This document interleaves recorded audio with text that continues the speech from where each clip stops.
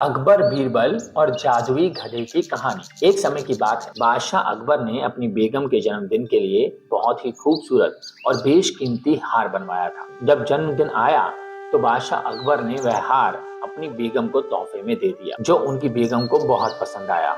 अगली रात बेगम साहिबा ने हार गले से उतार कर एक संदूक में रख दिया। जब इस बात को कई दिन गुजर गए तो एक दिन बेगम साहिबा ने हार पहनने के लिए संदूक खोला, लेकिन हार कहीं भी नहीं मिला। इससे वो बहुत उदास हो गई और इस बारे में बादशाह अकबर को बताया। इस बारे में पता चलते ही बादशाह अकबर ने अपने सैनिकों को हार ढूंढने का आदेश दिया, लेकिन हार कहीं नहीं मिला। इससे अकबर को यकीन हो गया कि बेगम का हार चोरी हो गया है। फिर अकबर ने बीरबल को महल में आने के लिए बुलावा भेजा। जब बीरबल आया तो अकबर ने सारी बात बताई और हार को खोज निकालने की जिम्मेदारी उसे सौंपी। बीरबल ने समय व्यर्थ किए बिना ही राजमहल में काम करने वाले सभी लोगों को दरबार में आने के लिए संदेश भिजवाया। थोड़ी ही देर में दरबार लग गया।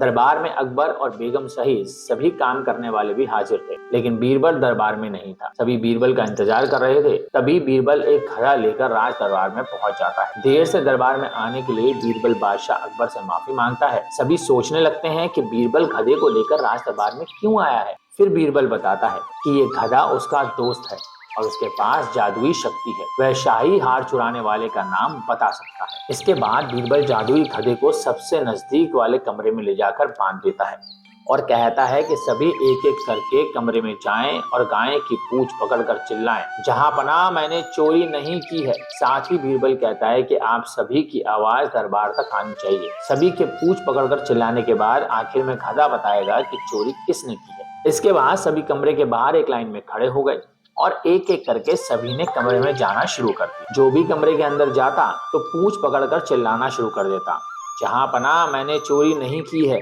जब सभी का नंबर आता है तो अंत में बीरबल कमरे में जाता है और कुछ देर बाद कमरे से बाहर आ जाता है। फिर बीरबल सभी काम करने वालों के पास जाकर उन्हें दोनों हाथ सामने करने को बोलता है और एक एक करके सभी के हाथ सूंघने लगता है। बीरबल की इस हरकत को देखकर सभी हैरान हो जाते हैं। ऐसे ही सूंघते सूंघते एक काम करने वाले का हाथ पकड़कर बीरबल जोर से बोलता है, जहां पनाह इसने चोरी की है।